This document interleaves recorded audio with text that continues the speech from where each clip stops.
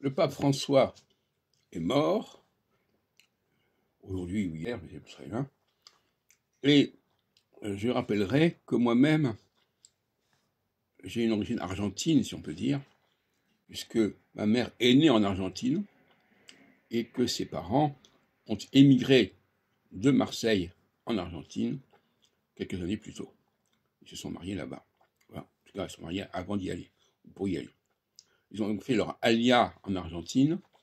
Et je rappellerai que à l'époque, il y avait une alia qui allait vers la Palestine et une autre alia qui allait vers l'Argentine, qui était plus ou moins subventionnée par, par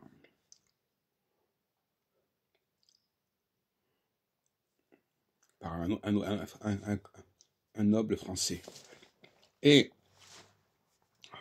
ça me rappelle aussi la mort de Staline. Voilà.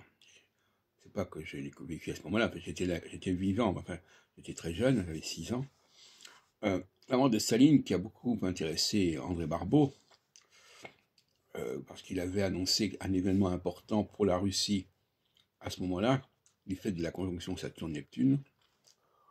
Alors moi, je ne vais pas récupérer la mort du pape pour mes travaux, mais il est un fait que j'avais annoncé qu'en ce mois d'avril-mai 2025, des choses importantes auraient lieu. Enfin, je n'irai pas plus loin. Hein.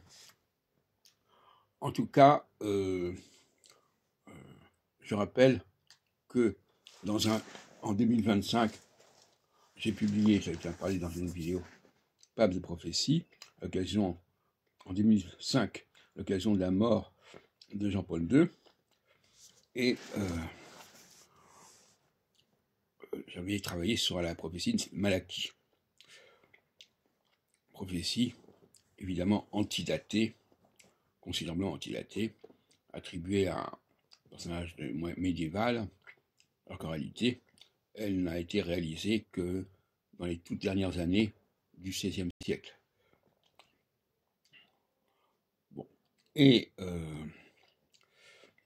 la question des papes, c'est une question sur laquelle j'ai travaillé à plusieurs reprises, et notamment à propos de Nostradamus et de son épître à Pie IV, qui est paru en 1566, 67, probablement, 68. C'est un débat qui s'assied, voilà.